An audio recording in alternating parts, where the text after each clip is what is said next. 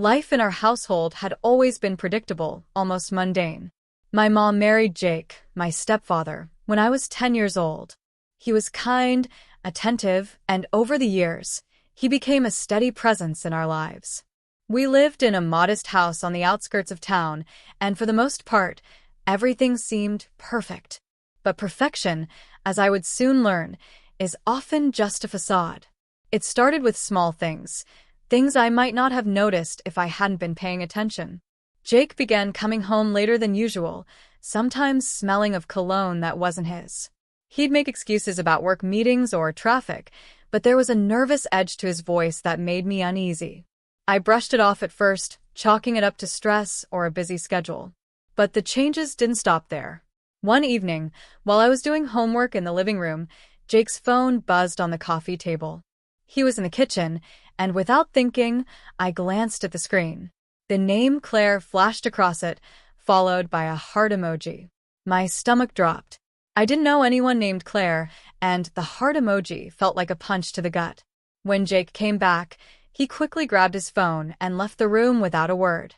I tried to convince myself it was nothing, but the seed of doubt had been planted. The late nights became more frequent. Jake would leave after dinner, claiming he had to catch up on work, and return long after I'd gone to bed. Mom didn't seem to notice, or maybe she didn't want to. She trusted him completely, and I didn't have the heart to tell her what I suspected.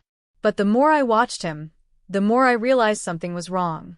His smiles were forced, his laughter hollow. He was hiding something, and I was determined to find out what. One Saturday afternoon, while Mom was out running errands, I decided to confront Jake. He was in his study, typing away on his laptop. I knocked on the door and stepped inside, my heart pounding. "Can we talk?" I asked, trying to keep my voice steady. He looked up, surprised, and nodded. I took a deep breath and said, "I know something's going on. You've been acting weird, and I need to know the truth." For a moment, Jake just stared at me, his expression unreadable. Then he sighed and closed his laptop. "It's complicated," he said, running a hand through his hair. "There's someone else. Her name is Claire. It started a few months ago, and I didn't mean for it to happen, but..." His voice trailed off, and I felt a wave of anger and disbelief wash over me. How could he do this to Mom? To us? I wanted to scream, to tell him how much he'd hurt us, but instead, I just stood there, numb. "You have to tell Mom," I said finally, my voice trembling. "She deserves to know the truth." Jake nodded, his eyes filled with guilt and regret. "I will," he promised. "But I need time to figure out how." I didn't know if I believed him, but I knew one thing for sure. Our family would never be the same. After Jake's confession, the house felt different, heavier, as if the walls themselves were holding their breath. I avoided him as much as I could, but it was impossible to ignore the tension that now hung between us. Mom, oblivious to the storm brewing under our roof, continued with her daily routines, her laughter ringing through the house like a cruel reminder of what we stood to lose.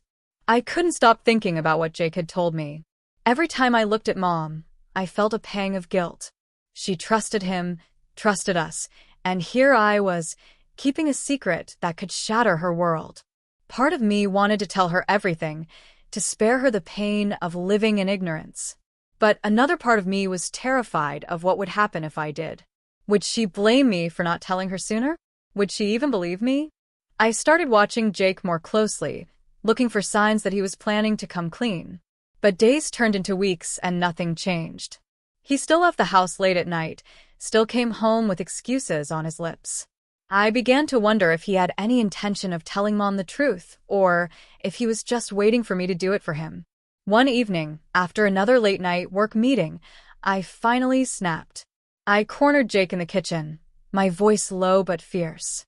"You said you were going to tell her," I hissed. "When are you going to stop lying and just do it?" He looked at me, his face pale, and for a moment, I thought he might actually break down. But then, he just shook his head and said, "I will. I just need more time." I couldn't wait any longer. If Jake wasn't going to tell Mom, then I would have to find a way to make him. I started gathering evidence, screenshots of text messages, notes about his late-night outings, anything that could prove what he was doing. It felt wrong, sneaking around like a detective, but I didn't know what else to do. I needed to protect Mom, even if it meant betraying Jake in the process. One Saturday morning, while Mom was out grocery shopping, I confronted Jake again. This time, I was prepared. I laid out the evidence in front of him, the screenshots, the notes, everything. "You have 1 week," I said, my voice shaking but firm. "If you don't tell her, I will." He stared at the papers, his hands trembling, and for the first time, I saw real fear in his eyes. "Okay," he whispered. "I'll do it." The next few days were agony. I watched Mom closely, looking for any sign that Jake had told her the truth. But she was her usual self, cheerful and oblivious. I wanted to scream, to shake her and make her see what was happening right under her nose. But I couldn't. All I could do was wait. A week passed, and Jake still hadn't told Mom the truth. I could feel the tension building inside me, like a storm about to break. I had given him a deadline, and he had ignored it. Now it was up to me to do what he couldn't. I waited until Mom was home, sitting at the kitchen table with a cup of tea, before I finally spoke up. "Mom, we need to talk," I said, my voice trembling. I laid everything out for her. The late nights, the suspicious messages, the evidence I had gathered. At first, she didn't believe me. She laughed it off, saying I must have misunderstood. But as I showed her the screenshots and explained what I had seen, her smile faded. Her hands began to shake, and I could see the realization dawning in her eyes. "No," she whispered. "This can't be true." Mom confronted Jake that evening. I stayed in my room, but I could hear their voices through the walls, angry, hurt, desperate. Jake tried to explain, to apologize, but Mom wasn't having it. "How could you do this to us?" she cried, her voice breaking. "How could you lie to me for so long?" I wanted to go to her, to comfort her, but I felt frozen, trapped in my own guilt and fear. The next few days were a blur. Mom moved into the guest room, and Jake spent most of his time at a friend's house. The house felt empty, lifeless, like a shell of what it used to be. I tried to talk to Mom, to see how she was holding up, but she was distant, lost in her own thoughts. I felt like I had failed her, like I should have done more to protect her from this pain.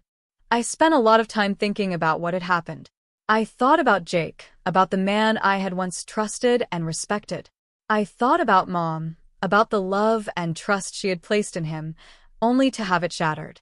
And I thought about myself, about the role I had played in all of this. Had I done the right thing by telling Mom the truth? Or had I only made things worse?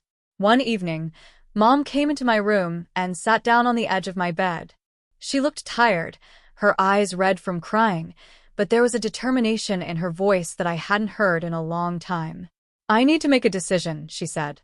"About Jake, about us. And I need to know how you feel." I didn't know what to say. Part of me wanted her to forgive him, to give him another chance. But another part of me wanted her to walk away, to start fresh. I told her the truth, that I didn't know what the right answer was, but that I would support her no matter what she decided. As the days turned into weeks, Mom still hadn't made a decision. She was torn, caught between the love she still felt for Jake and the pain of his betrayal. I could see the struggle in her eyes, the way she wavered between anger and sadness. I wanted to help her, to make the choice easier, but I knew this was something she had to figure out on her own. The days dragged on, each one heavier than the last. Mom stayed in the guest room, her face a mask of quiet determination, while Jake floated in and out of the house like a ghost. He tried to talk to her, to explain, to apologize, but she wouldn't listen. "I need time," she would say, her voice firm but tired. And so we waited. I waited. I watched her closely, trying to guess what she was thinking, but her emotions were a locked box, and I didn't have the key. One evening, I found a letter on the kitchen counter. It was addressed to Mom, written in Jake's handwriting. I didn't read it. I couldn't bring myself to invade her privacy like that, but I could guess what it said. Apologies, promises, pleas for forgiveness. I wondered if it would be enough to change her mind. A few days later, Mom finally broke her silence. She called me into the living room, where she sat with the letter in her hands. Her eyes were red, but her voice was steady. "I've been thinking a lot," she said. "About Jake, about us, about what I want for my future. And I need to know how you feel." I hesitated, unsure of what to say. Part of me wanted her to forgive him, to give him another chance. But another part of me wanted her to walk away, to start fresh. I told her the truth, that I didn't know what the right answer was, but that I would support her no matter what she decided. The ultimatum. Mom nodded, her expression thoughtful. "I've decided to give him one last chance," she said finally. "But he has to earn it. He has to prove that he's willing to change, to rebuild the trust he's broken." I felt a mix of relief and anxiety. Relief that she wasn't ready to give up on him, and anxiety that he might let her down again. Mom arranged a meeting with Jake, and I stayed in my room while they talked. I could hear their voices through the walls, calm at first, then rising with emotion. I couldn't make out the words, but I could feel the weight of them. When the conversation ended, Mom came to my room and sat down on the edge of my bed. "We're going to try," she said. "But it's not going to be easy." The next few weeks were a strange mix of hope and tension. Jake moved back into the house, but things were different. There were rules now, no late nights, no unexplained absences, complete transparency. Mom watched him closely, her trust still fragile, and I could see the effort it took for him to earn it back. It wasn't perfect, but it was a start. As the days turned into weeks, I found myself reflecting on everything that had happened. I thought about Jake, about the man he had been, and the man he was trying to become. I thought about Mom, about the strength it took for her to forgive him, even a little. And I thought about myself, about the role I had played in all of this. I had been the one to uncover the truth, to force it into the light. And while it had caused pain, it had also given us a chance to heal. I don't know what the future holds for our family. I don't know if Jake will keep his promises, if Mom will ever fully trust him again. But I do know that we're stronger than we were before. We've faced the worst, and we're still here. And maybe, just maybe, that's enough. For a while, it seemed like things were getting better. Jake was making an effort, coming home on time, being more open, even attending counseling sessions with Mom. The tension in the house began to ease, and I allowed myself to hope that maybe, just maybe, we could move past this. But deep down, I couldn't shake the feeling that something was still off. It started with small things, a missed call here, a strange text there. Jake would brush them off, saying it was work or a wrong number, but I wasn't convinced. I began to notice the way he would tense up when his phone buzzed, the way he would quickly silence it and slip it into his pocket. I wanted to believe he had changed, but the doubt lingered, gnawing at the edges of my mind. One evening, I couldn't take it anymore. I waited until Mom was out of the house and confronted Jake in the living room. "What's going on?" I demanded, my voice low but fierce. "I know you're hiding something. What is it?"